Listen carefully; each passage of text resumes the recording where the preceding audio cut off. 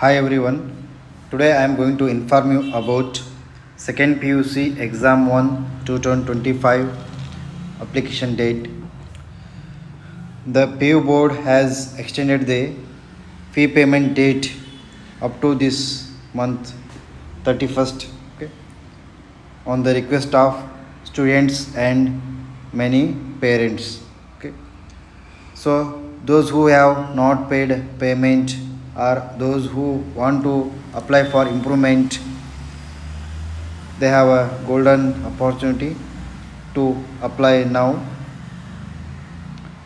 ಪ್ರಿಯ ವಿದ್ಯಾರ್ಥಿಗಳೇ, ನಿಮಗೆಲ್ಲ ಗೊತ್ತಿರೋ ಹಾಗೆ ಮಾರ್ಚ್ 2025 ದ್ವಿತೀಯ PUC ಪರೀಕ್ಷೆ 1 ಪುನರಾವರ್ತಿತ ಫಲಿತಾಂಶ ಉತ್ತಮಗೊಳಿಸಿಪಡುವ ಹಾಗೂ ಖಾಸಗಿ ವಿದ್ಯಾರ್ಥಿಗಳು ಪರೀಕ್ಷಾ ಶುಲ್ಕ ಸಂದಾಯ ಮಾಡಲು ಕೊನೆಯ ದಿನಾಂಕ ವಿಸ್ತರಿಸುವ ಬಗ್ಗೆ.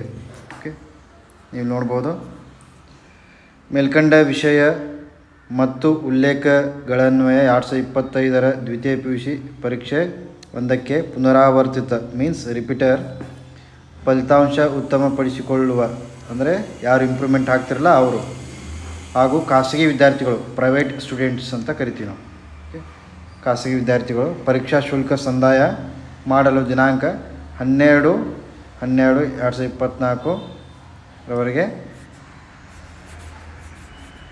1320 ವಿಶೇಷ ದಂಡ ಶುಲ್ಕದೊಂದಿಗೆ ಅವಕಾಶ ನೀಡಲಾಗಿತ್ತು. ಆದರೆ ಪೋಷಕರು ಹಾಗೂ ವಿದ್ಯಾರ್ಥಿಗಳ ದೂರವಾಣಿ ಕರೆಗಳು ಹಾಗೂ ಮನವಿ ಮೇರೆಗೆ ಸದರಿ ಪರೀಕ್ಷಾ ಶುಲ್ಕ ಪಾವತಿಸುವ ದಿನಾಂಕವನ್ನು ಈ ಕೆಳಕಂಡಂತೆ ವಿಸ್ತರಿಸಲು ಆದೇಶಿಸಿದೆ. ನೀವು ನೋಡ್ಬೋದು, ವಿದ್ಯಾರ್ಥಿಗಳು ಕಾಲೇಜಿನಲ್ಲಿ ಶುಲ್ಕ ಪಾವತಿಸಲು ಕೊನೆಯ ದಿನಾಂಕ 21/12/2024 31/12/2024 ಇರ್ತದೆ. ಇದು ನಂತರ ಸೆಕ್ಷನ್ ಇವೇನು ಕಾಲೇಜುಗಳಿಗೆ ಸಂಬಂಧಪಟ್ಟಿದ್ದು.